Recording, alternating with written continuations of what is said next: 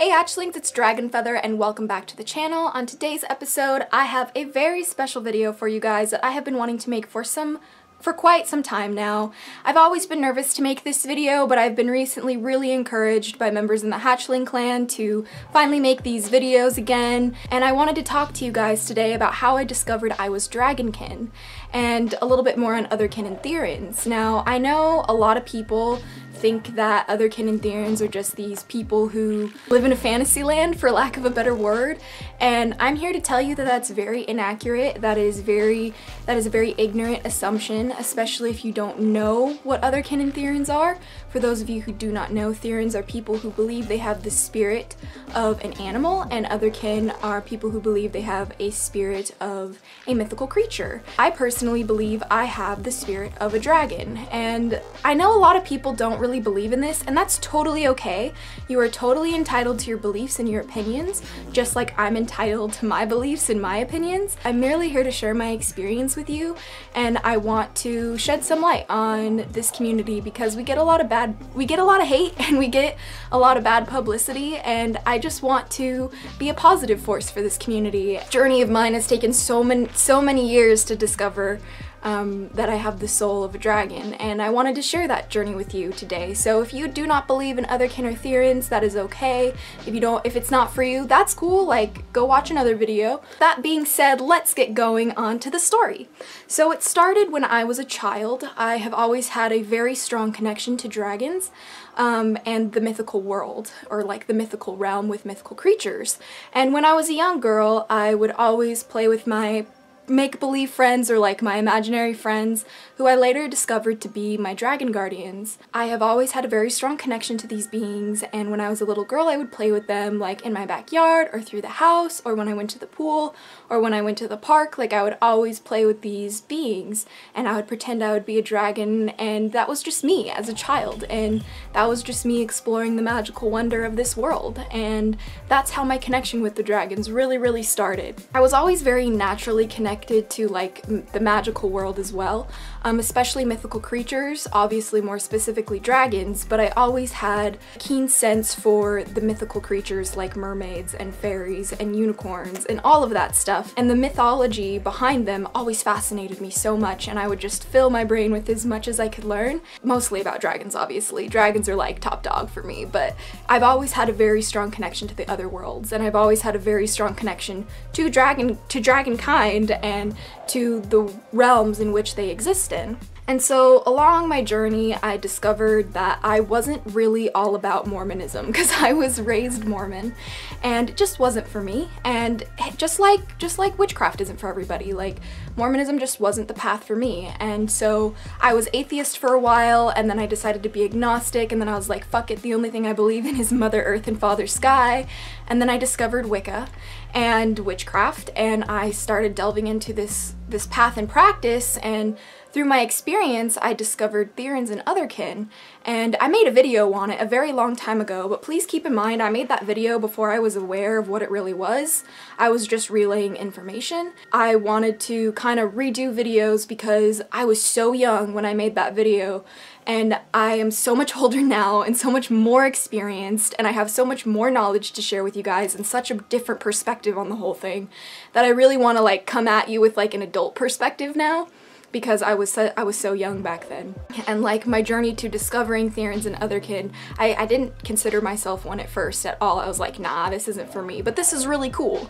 And so I was fascinated and I wanted to learn more, and I met more people in the community and I started watching videos, but I realized that there just wasn't that much information on the topic. So I kind of just started doing meditation on it and learning from my guardians and guides. Eventually I found the Draconic path through a viewer of my channel. So as soon as I started diving in more into the Draconic practice and working with my dragon guardians more consciously, this was when I really started to question if my soul was part dragon, or dragon entirely, because I have always had this connection to dragonkind. I've always been so intertwined in the other world, and sometimes I stay so long I worry if I'll ever come back. It's always been such a huge part of my life that I really needed to I really needed to learn more. I needed to discover more. I wanted to talk to you guys about discovering the dragon inside. Now this was before I believed I was Otherkin. This was before I was like, yeah, I have the soul of a dragon, and that's why I'm wearing my horns today, because it totally is relevant to this story. I personally got these horns from an ex-boyfriend a very long time ago, and that was a very unhealthy relationship for me. And during that time, and I'm not going to go too much into it in this video, but during that time I discovered a very big darkness inside of myself, and everybody has dark and light in them. It's okay to face your darkness. It doesn't have to be scary. Sure, it can be, but it's not something to be afraid of, to avoid, and it's not something to be ashamed of. At the time of me discovering my darkness, I did not know how to handle it, and I would quite literally, okay, maybe not literally blow fire at people, but I would spit fire at people. My words were filled with poison, and my heart was cold as ice, and I was just out of control and filled with so much rage. And if you are very connected to the dragon, be it you have it as a totem animal, you work with dragons as spirit guides or guardians, or if you are DragonKin, you will probably experience a lot of anger and you may not know how to handle it. And so one strong lesson that has to be learned by those who associate with dragonkind, especially those who may be dragonkin themselves, is to learn how to control their temper. And sometimes I still struggle with this. Try to be as nice as possible. Trust me, you guys, I don't bite unless I'm absolutely forced to do so. I discovered the darkness inside of me, and that's where the song Horns came from, which, if you guys haven't heard the song, I write music. Horns is a song about me discovering the dragon inside of me, and so if you guys would like to hear that song, I'll leave a link down below for my SoundCloud if you're interested. As time went on, I was just kind of like, whatever. I got out of that relationship. I was in, like, back where I am now, and I had all of these questions, and I didn't really know what I was doing, and I ended up finding a dragon mystic who actually completed all of the inner rings from the book Mystical Dragon Magic by DJ Conway, or Dancing with Dragons by DJ Conway. It's one of the books that has the rings in it. He completed all of it, so it took him 2.5 years to do this, which is the minimum amount of time, and he said that he could give me a reading to see if I was dragonkin or not. And this was really nerve-wracking for me because I didn't really know what to expect, and I was like, okay, this could be life-changing. So he gave me a reading, and he said that I was an earth dragon, that I had the spirit of an earth dragon. And this caught me off guard so much because I did not think I was going to be an earth dragon at all. I was like, no, I definitely resonate with water and air more so. And so I was talking to one of you guys, one of the hatchlings out there, about this reading, and they told me that maybe the reason why you are an earth dragon is because earth is what connects water and sky. And so that kind of blew my mind and kind of opened my mind to the possibility of thinking around the literal definition. Okay, you are an earth dragon. So I was like, okay, this doesn't resonate with me. And I felt like at this point, yeah, maybe I am Otherkin, but I am definitely not an earth dragon. This does not resonate with me. And for a while, I just kind of accepted it and just like took this guy's reading as like truth, when that is not what you should do at all, you guys. Like, if you ever get a reading from somebody, like, question that information hardcore, because if you adopt that and it's false, then basically you're living in a false reality, and you don't want to do that for too long because that's no fun. So if you ever have like an experience like that, question the reading, question what you learned. Does it resonate with you? Does it make your heart beat faster? Like, does it ring a bell inside of you? Like, what does it make you feel? You know what I mean? Meditated on this for months and months and months, and it's even been years, I think, since that reading, so it's just kind of crazy. And I was just kind of like thinking to myself, like, I don't even know, like, what, like, this is so intense. And as I kept meditating and as I kept going on, a vision came to me from my childhood when I would always pretend to be a dragon. I would always pretend to be an elemental dragon, and I would like pretend to turn into different types of dragons. Like, of course, like, to a certain extent it was my childhood imagination and I was just having fun playing with my friends, but to another extent it was very real to me, and I very much so resonated with it, and I couldn't deny how much this connected with my heart and how much it connected with my soul. I discovered that I was an elemental dragon, and like my spirit is that of an elemental dragon, and I'm not gonna go too much into it in this video. In my personal belief, and this is mine and mine alone, you can take this with a grain of salt, feel free to disagree with me, I don't really care because this is for me and I am choosing to share this with you. But I believe that our spirits are shape-shifting energy, and whatever form resonates with us most is the shape that our spirit will take more often than not. Whenever I'm in the astral world or whenever I'm in my dream world, I all the time like project myself as a dragon. Like I dream about being a dragon so much, it's so ridiculous. Like I probably have had 20 to 30, maybe even 50 dreams of me being a dragon, let alone the ones that I haven't remembered, you know what I mean? So it's just like, it's very much a part of my world. When you're, okay, obviously when you like focus on something, you're gonna experience more of it, and I'm totally aware of that. And it's like, to a certain extent, like you create your experience, if you know what I mean. Like yes, to a certain extent you do not have control, but to a certain extent you do have control, and you do have control over how you perceive things. Kind of like how I perceive it. I perceive it that I have the spirit of an elemental dragon, and just because our spirits are shape-shifting energy doesn't mean that I am bound to one form, doesn't mean that you are bound to one form. And I believe that when I die, my spirit will return to the stars, because that's where I'm from.